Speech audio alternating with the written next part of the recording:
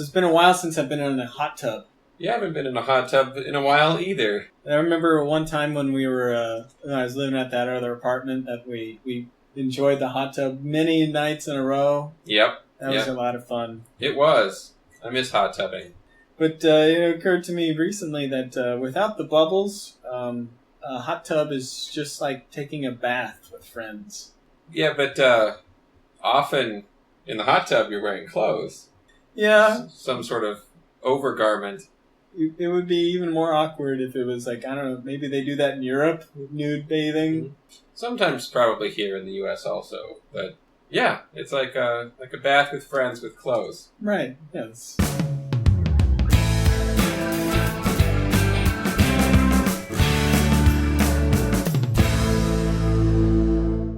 This is Him Yim Superfans. Hey there, Chris Venezia. Hello, James Hamilton. Hello, my mother fans. And this is the show where we creepily stalk and obsess about the CBS comedy How I Met Your Mother. And we are going to ruin this show for you. By ruin it, of course we mean we're going to spoil plot points for the entire series. Yeah, even though we're only doing the first season, we will have spoilers for the rest of the show.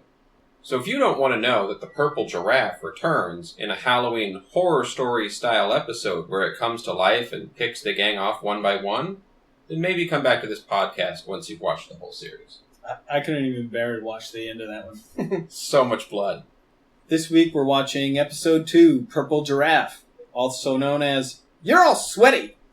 I like it. This originally aired September 26th of 2005 and written by the series creators Carter Bays and Craig Thomas. Directed, as always, at least in season 1, by Pamela Fry Daddy Fryman. Set 1 week after Ted's disastrous first date with Robin, he tries again to gain her affection by pretending to want a casual relationship. Yeah, a mushroom cloud of casual. That's really casual. Not a whole lot of context to set in this episode. It's the second episode. All you need to know is that Robin is not a part of the group before this episode. Right. So, James, what was most memorable about this episode for you? Well, I don't know if I'd call it the most memorable, but definitely my favorite scene would have to be the rooftop dialogue between Ted and Robin at the end of the episode. Okay. It's very emotional. I got a lot to say about it. Okay. We'll get there. What's your most memorable moment? That's when Ted's on the phone with Robin and he says, "Ain't no thing but a chicken wing, mamacita." And then he does mouth the "Who am I?" to Marshall because he can't control himself. Yeah. I love that too. This is the first time we see the opening title sequence. Right. The credits run. There's no cold open. And a lot of season 1 does not have cold opens. The episode does start out with a recap of episode 1, the pilot, in case either the audience didn't see it or they forgot what happened since last week, since it was so new. And I like what you pointed out about this show, this episode coming out in a time where you couldn't stream it online the day after if you missed it. Yeah, and for our fans and for you and me, we watched this right after we watched the pilot, so we knew all this again, so this little recap was completely unnecessary for us. But I did notice, only by watching the recap, that Ted's jacket in the pilot is the same jacket that gets burned in the pineapple incident. Yes, the one Barney lights on fire. Yes, I will light you on fire. At the beginning, the kids have a few more lines, and they speak a little bit more in this episode, and I don't remember them having a lot of lines throughout the series. They don't. Season 2, episode 1, they get a few new lines and they change their clothes. But after that, they don't get any new lines until the series finale. But yeah, they do get quite a few lines, or at least more than they usually do. So we get into the story, and Ted's explaining that I'm not really in love with Robin. I was briefly in love with the fantasy of getting married. And you know what that reminds me of? The panty problem. The panty problem? Yeah, this is from my spiritual guide, Rob Gordon, from the movie High Fidelity. Okay, yeah, I know what you're talking about now. And he fantasized that one day he would be surrounded by beautiful undergarments right. at all times, yeah. And then you live with a woman, and it's not that; it's the granny panties. They've been washed 1,000 times. Mm-hmm. It's the fantasy versus reality sort of dichotomy. So he says he's in love with the fantasy and not Robin, but then he sees her, and then he's like, oh my gosh, I am in love with her. And I've done that before, where I say that I was just excited about a person, it's no big deal, but then I see that person again, and I'm right back into wanting them. Something about proximity, I suppose. Yeah, you see her, and the dopamine levels just flood your brain.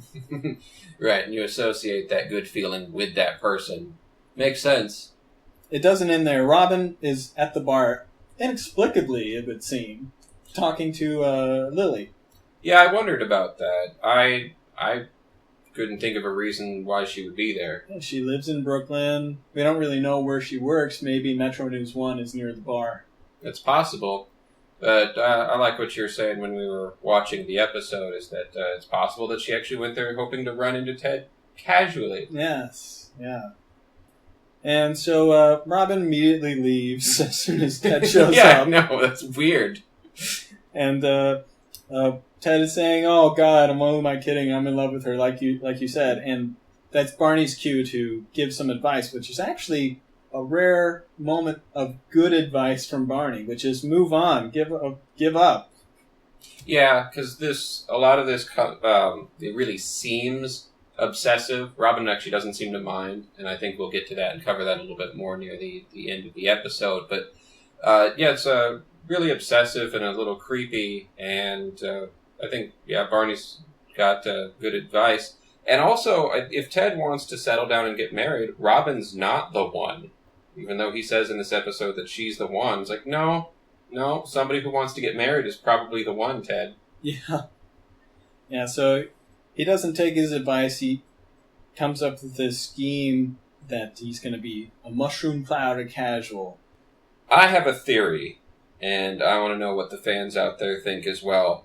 I think that Ted theoretically does want to get married and settle down, but he's afraid or something, I don't exactly know what, but his subconscious has him obsess about someone that doesn't want to get married so that he doesn't actually have to do it. Like the fear is keeping him from it. So he thinks he wants to, but really subconsciously he doesn't. Or something like that. I'm still figuring the theory out. To make it more complicated, we introduce one of Lily's better-known character traits, is that she can't keep a secret. Right, and the secret is that Robin doesn't want to get married. They do a little flashback to when Robin and Lily were talking at the bar, and Robin says she really likes Ted. She thinks he's great, but he comes off a little strong, and he wants something that she doesn't. And that's when he comes up with the stalkering plan of trying to arrange a chance encounter. Yeah, exactly.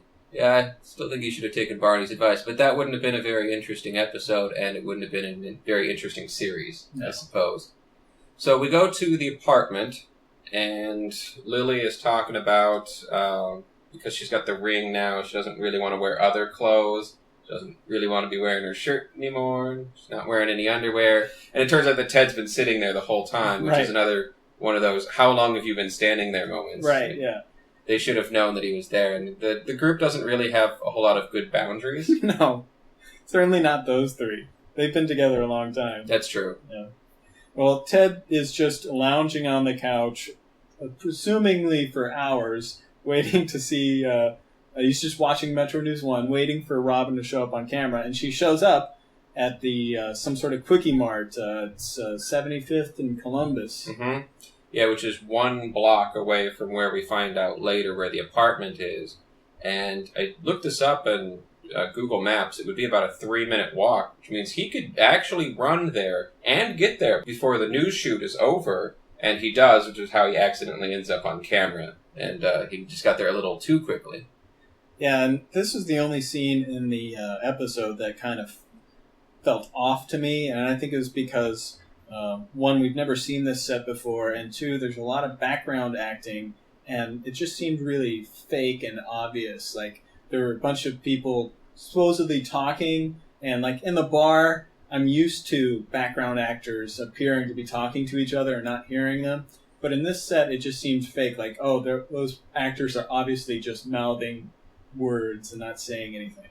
Well, in a bar setting, it would be really loud, and right. So you can sort of picture other people in a room, like, anytime that we've been at a bar, it's like where there's people and you can see their mouths moving, but you can't hear them because it's so loud because everyone's doing that. That doesn't happen in a grocery store or a Quickie Mart, as it turns out. It's a bodega, perhaps. Yes, a bodega. And that's where we get this kid's line, "You're all sweaty," because Ted busted a sweat running a block and a half. Yeah. Yeah, I don't know, it's September, so it probably shouldn't be that hot, although we've really been having some record temperatures lately anyway. So maybe it was a warm fall.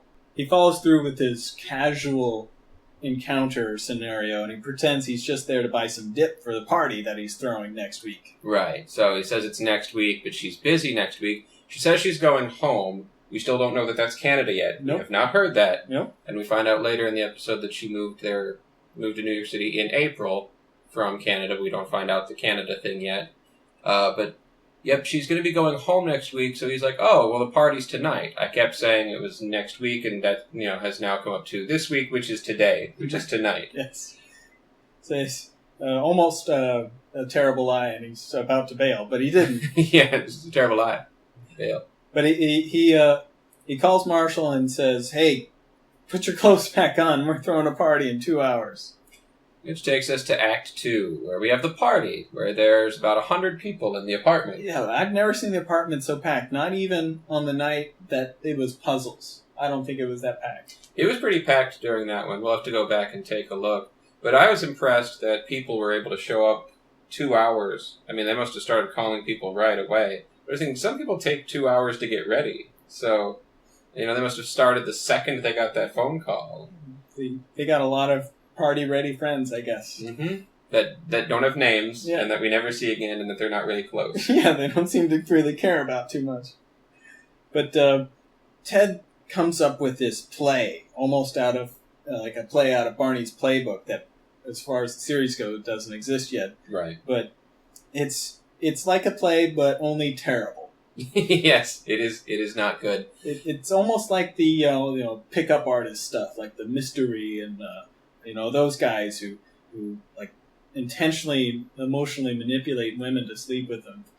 It does seem like that a little bit, and he's got way too much planned out for it. I like so much of the way that it's done, though, in the humor of it. But my favorite part is that he's holding and showing off his architecture supplies like he has no idea what they are. It's like the first time he's ever picked them up. Yes, Ted Mosby, architect. What is this? Well, yeah, I don't know what any of these things do, but I don't know, he's almost got them like between his fingers like Wolverine claws or something. Right, yeah. One thing I should mention is they do a old-timey throwback where they change the size of the picture to a square, and they sort of fade it out on all four edges, so it kind of looks like a newsreel from the 50s. And that's where we see Ted's fantasy of what's going to happen is Robin's going to come in wearing a red dress that's really revealing, and like you said, he's showing off his architecture supplies, and then he says, he's chatting up some lady, and then he later comes back to Robin and says, "You want to see the roof?" The roof! So then they explain that the roof is magical, and sometimes they go up there to bang Marshall and Lily. Yeah. Barney suggests an alternate fantasy where Ted takes who he calls the foxy young thing up to the roof instead. Yeah. Sex with her, crazy monkey style. And he compliments her, this fictitious person, yes, that he can't see because it's Ted's fantasy, and then she thanks him. It was all funny. I do love that fantasy scene. And then we get one of the first Barneyisms, before they were actually Barneyisms, mm-hmm. and it's every New York party has someone that no one invited. Yep, that's what he says. And in this case, it's Works with Carlos Girl, otherwise known as WWCG. So Barney does Have You Met Ted with Her, and introduces him to Works with Carlos Girl, mm-hmm. WWCG. That's right. And Ted's not interested, so Barney gave him one chance in about 5 seconds, and then he takes her up to the roof. Yeah, he's nothing but not fair. Right. Yeah, he rudely says that Robin isn't going to show up. And I was like, Barney, you don't know. And then we find out within the next few seconds that he's right. Though. Yeah. He was correct. She doesn't show up. So the party's over. The next morning, Marshall says, "It was fun. I ate 4 whole cans of dip. Yeah, it's like that makes the party a success. Yes. Robin calls and apologizes for not showing up. I love these phone calls because he's intentionally saying her name wrong. Right. To be casual, I suppose, Yeah. is how that's supposed to come off. But, I mean, this is 2005, and cell phones have caller ID, so unless he's not programmed her name in, which he clearly has, it's showing up. She shouldn't be fooled by that, and she doesn't seem like she is. No, she doesn't look naive at all. He does it twice, and the second time they show her, it definitely seems like she knows what's going on. Yeah, but she doesn't care. She doesn't upset her. So she says she's sorry she didn't show up, and then she wishes that the party was happening Saturday, and he says that it is. Yeah. And the party goes on. Too dare. So Ted runs out to get more dip, and Marshall seems like he's upset about having a second party, but asks for French onion dip instead of berating Ted for having another party night. No more bean dip. We should mention that Marshall's upset because he's trying to work on a law paper, and he can't do that because Lily's screwing his brains out, and there's this party that he's attending. Right, and then a second one. So we get to Act 3, the second party. It's actually just as well attended as the first party. Right. I don't know if it's the same people or not. You were trying to keep an eye out for like who was there and who wasn't. I can't do that. They're background noise to me. Yeah, I couldn't recognize any faces between the two parties. Barney is so excited about the roof. It worked. It worked with WWCG. He took her home, had sex with her. Apparently that she spent the night, and in true Barney fashion, he says, I took her home, spin her around 3 times, and sent her on her way. Yep, she'll never find this place again. But she does. Yeah, she's there. Yeah. So Barney, quick on his feet, thinks, how can I get rid of this woman? And he remembers how Ted gets rid of women, or at least the last time that it worked really well. And he tells WWCG, I think I'm in love with you. Yeah, he Mosby's her. Yeah. And the party keeps going on, and Marshall and Lily try to go up to the roof, and Ted stops them, and Marshall seems to wait all of 3 seconds before he goes up to the roof with Lily, and he says, sorry, Ted. Yep. And then that's it for the party, because Robin doesn't show up. The next day, on the couch, again, it was very similar to Saturday morning, but now it's Sunday morning, and they're sitting on the couch. Marshall tries to convince Ted that the party was successful, everyone had fun, but he cannot be disturbed now. Yes.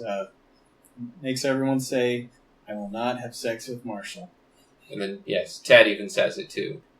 Then we get the second phone call. Robin says, I'm so sorry, I got stuck at work again. And that's when Ted says, ain't no thing but a chicken wing, mamacita. Who am I? And I'm sorry, I just got to follow up with the who am I. Ends up they are going to try to make it a 3-day party. Yep, party trifecta. Yeah, keep it going, bro. So the Sunday night party, there's not a lot of people there. Yeah, it's mostly dudes. I think I saw one woman besides Lily. And, I mean, WWCG is there. Of course. Yeah. This is the second time that Barney's tried to get rid of her. And this time he's a little less subtle. Says, Who invited you? He gets a little mean. Yeah, she says it's cruel, but actually, I mean, and that's how it came off to her, and I get that. Like, seeing it from Barney's perspective, I felt like he was just flustered. Like, he's so beyond flustered. Like, who's inviting her? Yeah. And no one even knows her name. He doesn't even know her name, and he slept with her. And like, who? He just, like, wants to know. Like, he's actually, like, asking. Yes. He wants the information because it's driving him crazy that no one seems to know. Exactly. So Marshall's law book gets wet, and he flips out and embarrasses Ted in front of Robin, who has now finally showed up to the party. Finally showed up, yeah.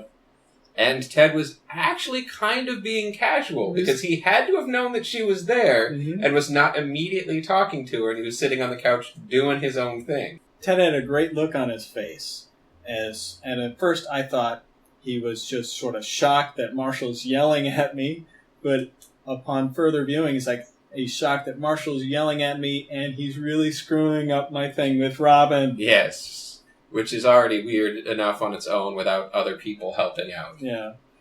So Marshall, having realized that he's embarrassed Ted, takes Lily's hand and just walks out of the room without saying another word. Yeah, presumably to go to their bedroom for another study break, so to speak. Yes. And, Ted's flustered. He's trying to explain to Robin that I didn't throw all these parties just to meet you. I wanted to introduce you to this guy. And Barney notices that Ted's flustered. He grabs the nearest guy and sort of shoves him in the way. And I thought this, as I was watching it, was this another subtle wingman telepathic conversation? Yeah, it could be. I mean, you don't get to hear the telepathic conversation like they do sometimes in later episodes. But if it could be that. If it wasn't that, it could just be that Barney is really observant and knew what Ted needed. He is a good wingman. He's actually a better wingman than he is at picking people up. Yeah. And he swoops in and helps Ted out by pushing Carlos over there. Speaking of Carlos, we find out who Carlos is now. Yeah, Carlos. So Carlos and Robin hit it off, and they head up to the roof, and this causes Ted a little bit of anxiety, I guess. And then we get this visual allegory. This is where Pam Fryman earns her big bucks. They cut scenes between Ted trying to decide what he's going to do with Robin and the kid in the claw machine from earlier in the episode. Right. He tries to get the giraffe with the claw and it falls, and he tries to get the giraffe with the claw and it falls again. And the kid's like, screw it, I'm going to climb in the machine and get the giraffe. And that, I don't know if that's what Ted was thinking or if we're just supposed to get that as the audience, that it's a metaphor. But Ted climbs out the window like it's a door, in a prize machine. You're right. And then we get to my favorite scene in the episode, Robin and Ted on the roof. Ted chases Carlos off, who's incredibly laid back, by the way. Yes. It's just like, hey, thanks, bro. See you later. And they have this nice little dialogue, and this is Robin's chance to explain her character for the first time in the episode. She really hasn't had a lot of screen time up until now. And we get to learn that she's a full person. She clearly has feelings for Ted. She has an interest in Ted, but she also is aware that she's conflicted, that she doesn't want to get tied down in this relationship, and she wants to focus on her career. We learn later that she wants to travel, so that's probably on her mind at the same time. There's many reasons she's not going to let herself get tied down. And so when she says, there is no off switch, I just saw on her face saying, oh, I wish there was an off switch. Yes, and then Ted actually says it later after their kiss that we'll get to. I like so much of Robin's awareness and how much awareness she seems to have about the situation. Like she's thought it through logically, like she has her feelings. She does like Ted, thinks he's a great guy. They want different things, so it probably wouldn't be a good idea. But she says, she just moved there in April. She hasn't met a lot of nice people, which could imply that she's met some people who were not nice. Yeah, bad people. Yeah, bad people. And Ted seems to have no awareness about the situation. He just does things without even thinking. And I like that Robin's... There's someone to counter that. Yeah, it's Ted is very laser focused, obsessed. We keep saying obsessed. He's obsessed with Robin. Robin's taken a wider view of the picture. She is, but I also do want to point out that she appears to really like the attention too. That it's like none of it comes off to her as creepy, which I think it easily could, probably should, or at least maybe should. Yeah. But it doesn't. It doesn't come off as creepy, and I guess because it doesn't, she's like, wow, this guy really likes me, and he doesn't seem like a creep. So she likes the fact that he made 3 parties, set up 3 parties just so he could get a chance to see her again. And it does speak to their characters, their character backgrounds that we learn later. Robin being raised by a very overbearing father who instilled these survivalist type of attitudes in her, and literally dropping her in the middle of the woods with nothing but a knife to survive on. And so, and Ted, on the opposite end of the spectrum, is a suburban kid who's probably raised from childhood to be very academically successful and focused on his academics. And then he goes from high school to college to a job.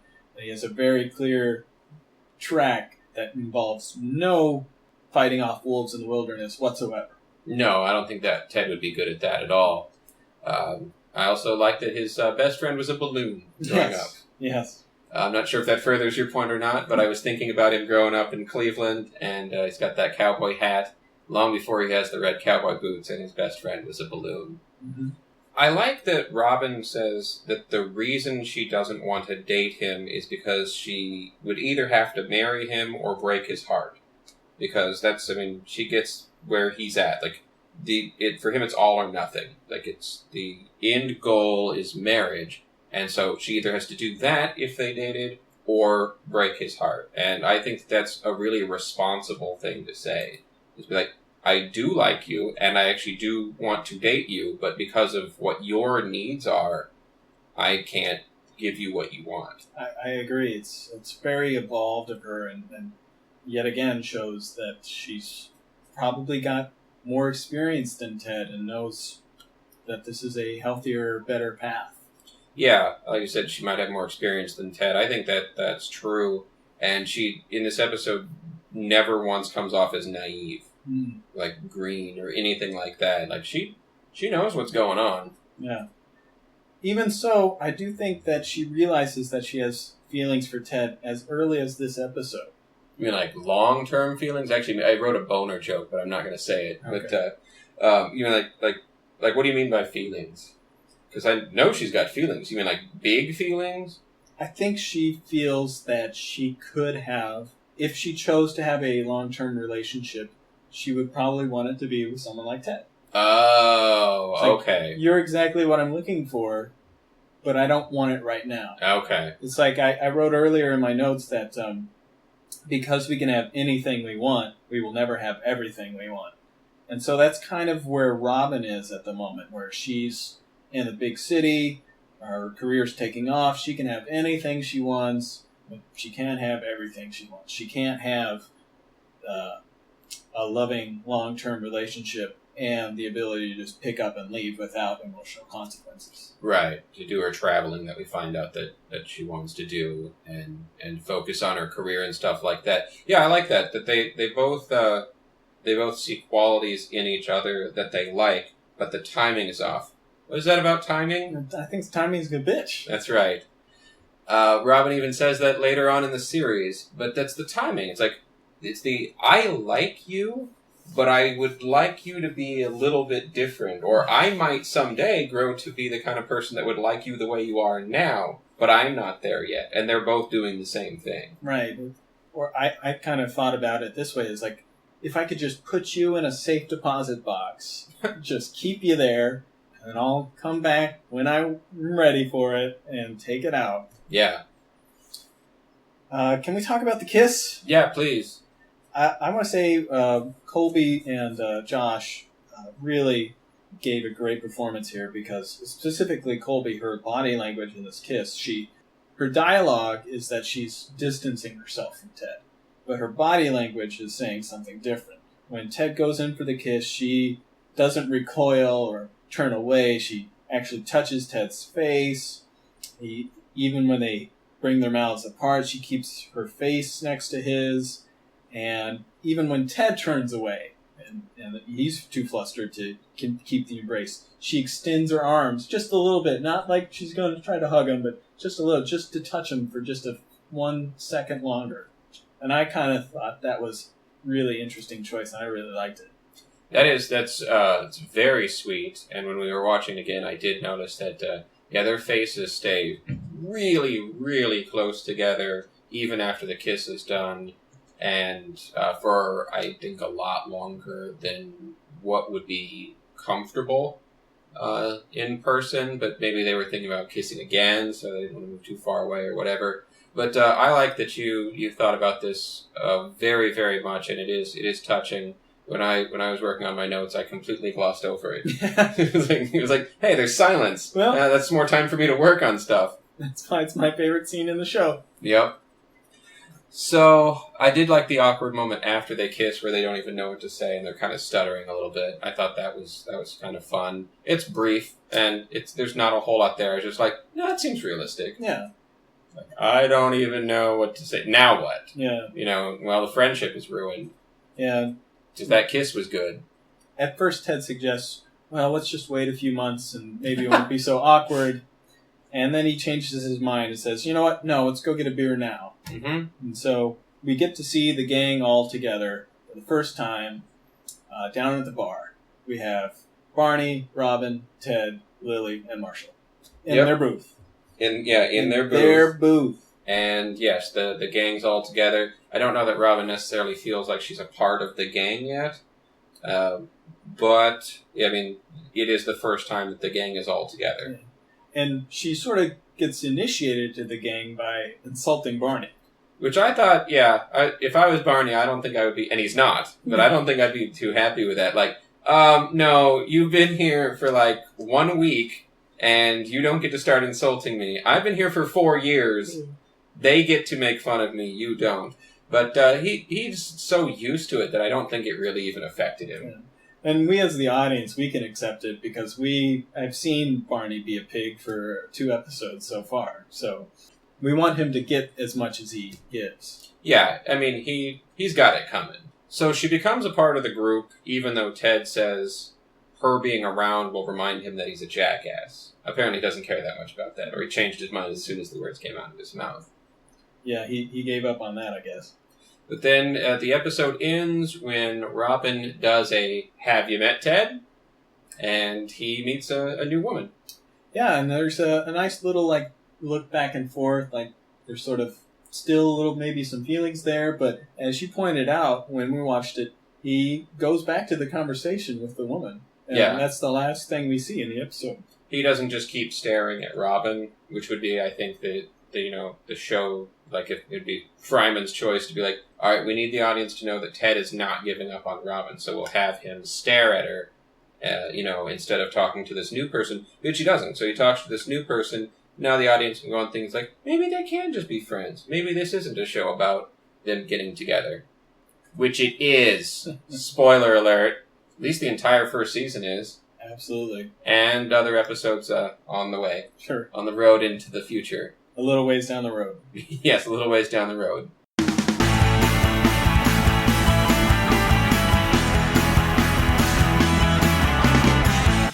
We mentioned her. Let's talk about Works with Carlos Girl. Played by Beth Reisgaff. Will never be seen again in the show. But if you didn't get enough, you can see her on a show called Leverage. She plays a character named Parker. I haven't seen that show. Also, this one blew my mind.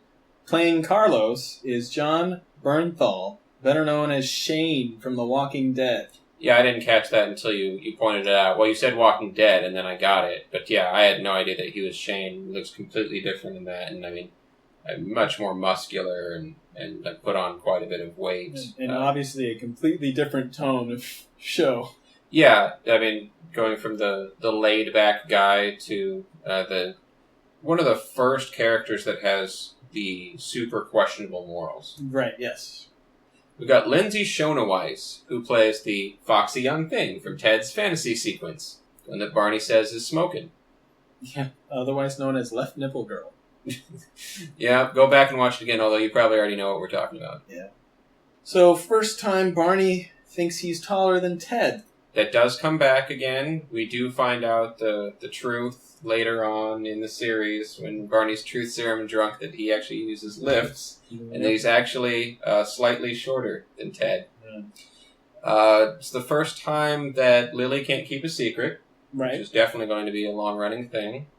It's the first time on the roof, and it's the first time that Barney said target acquired, but whenever he said that in the episode, I kept thinking of his other time he said it. Tizarget acquired. Wow. I did like the whole Periscope thing. That was... You're such a dork. Yeah, and Lily calls him out, and rightfully so. But I liked it because that is the stuff that he does throughout the entire series. We didn't get to see him do any laser tag this time, or any suit up, or any... Magic. Or any magic, yeah, which comes up later, or anything about not being Ted's best friend. But I like that he does, like, the weirdness. Yeah. He's the weird guy, but it's just so lovable. Also, the first time, maybe the only time, that Ted looks directly at the camera. And when is that? That's during the fantasy sequence when Barney says, "Take Foxy Young Thing up to the roof." Oh, yeah, Ted looks at the camera when he's talking to Barney. Yeah. Yeah. Yeah, I don't recall that happening any other time. You have a couple uses of the split screen during the phone calls between Ted and Robin. And since we're doing Season 1, we'll be talking about the split screens quite a bit. There's the Have You Met Ted? There's two of them. There's WWCG and also Some Random Woman. Yes. At the very end of the episode. Girl at Bar. I had as like a continuity error. It's not really, but throughout the rest of the series, they don't drink out of mugs. They will in this season. Yeah. But the rest of the series, they drink out of pint glasses almost exclusively, unless it's scotch that they're drinking, which, comes in the highball. But, yeah, they drink out of mugs in early Season 1, and, if you watch the whole series, it seems a little out of place. It does, because I think in the first season they wanted to create a lot of visual interest on the table. Like, usually the ladies would be having wine, while the gentlemen were drinking mugs of beer, and then later in the series, it's just everybody's got pint glasses. Yep. So we've talked about the Ted's Fantasy. I like that there was old-timey music. It was actually a little difficult to hear. I couldn't get the music to go up without getting the words to go up too, so I wasn't able to hear it very much. But there's like some jazzy lounge music playing in the background. Yeah. It was, I didn't even notice the music, so good catch. That's pretty rare. I like that fantasy thing. They never do anything like that again. No. I mean, the closest to it is the playbook. Like you said, it's like it's reminiscent of a Barney play before there are even Barney plays, and even that has the old timey music. It's like that and it does the play Jim Nacho.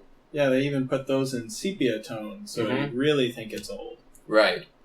One more thing I want to mention. This is the second episode, and I really like second episodes. It's a thing that I like to do, is to look at the second episode as sort of a special event. The pilot is all special in its own way. They usually have bigger budgets. They usually have more time to go over every little aspect of the pilot. But by the time we get to the second episode, it's where the rubber meets the road. This is where we're going to do the daily work, the weekly show. Every single week we got to come out with the script.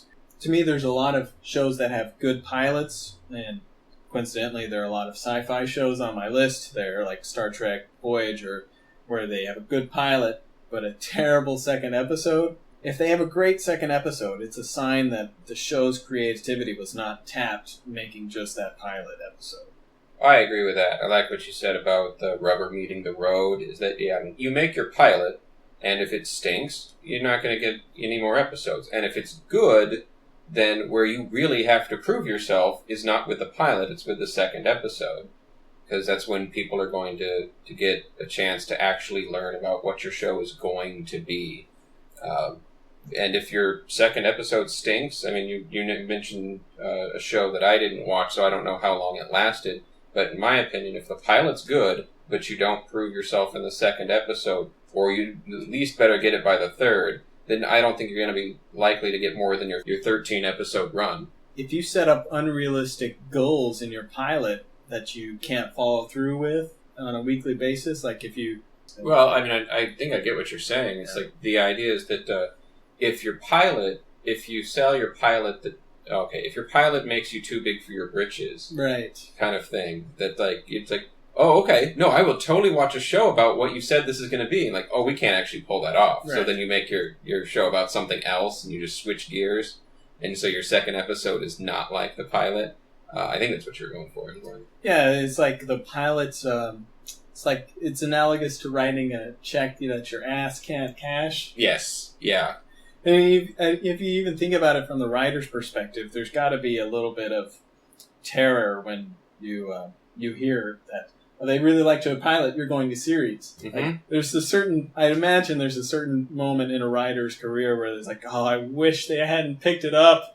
Right. Now I have to work so hard. Right, because then it's terrifying. Yeah. Because like if they don't like the pilot, if they don't pick it up, well, you tried. Yeah. That's great. Good for you. If they pick it up, it's like, oh my god, what if this thing tanks? What if I fail? What if people think I'm, a terrible writer? Yeah. They think I'm stupid. It's almost, they hate the product. It's almost like the fantasy is better than the reality. Yeah, I think that sounds familiar. Yeah.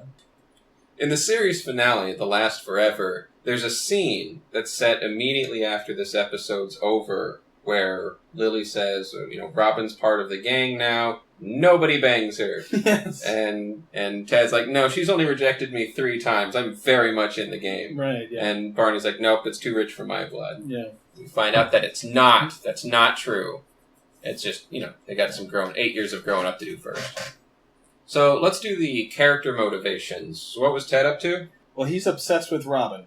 The first sign of an unhealthy obsession. He's kind of stalkerish.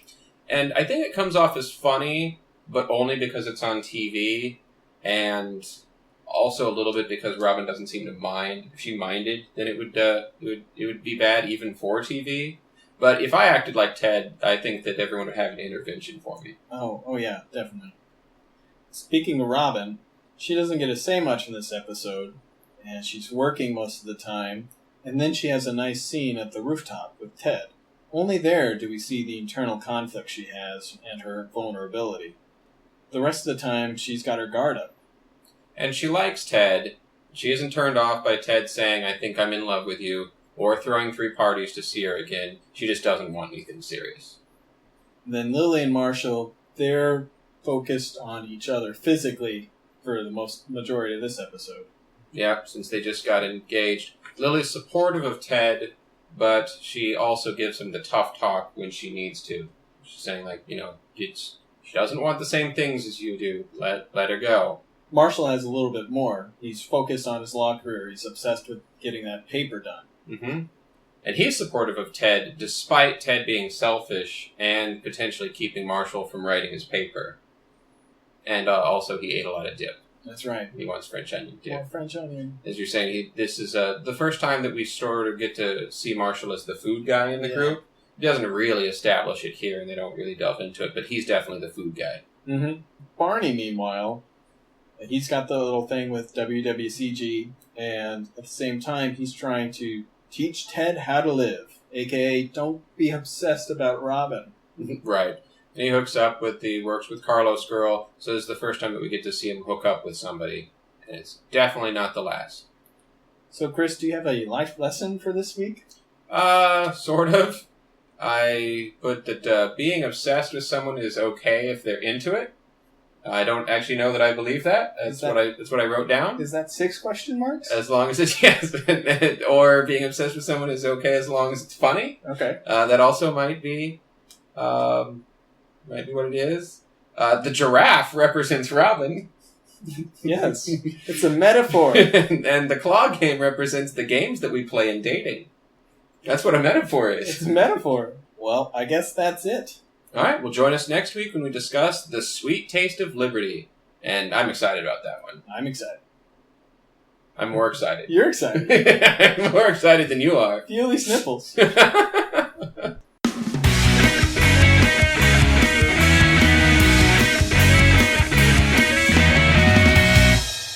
So how did you feel about this episode? You can let us know by emailing us at himyumsuperfans@gmail.com. Each week, James and I get so much out of discussing the episode. We really enjoy doing this, and we hope you enjoy it too. Join our Facebook group, Himium Superfans, and leave us a message there. For example, what was your favorite second episode of a series? And if you like the show, the best way to help us out is to give us a 5-star rating on iTunes. You don't have to write a review. If you want, use that space to let us know what your favorite episodes of How I Met Your Mother are. And give us that 5 stars. It really helps us with getting discovered and helps us grow our audience so we can keep making this show. One more thing, I promise.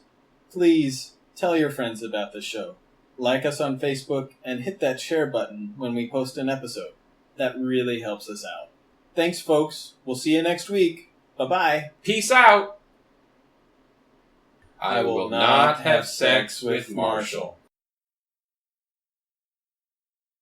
So in the series finale, The Last Forever Part 1, first half of it, okay. Get your head out of your ass, Chris. You saved that audio clip.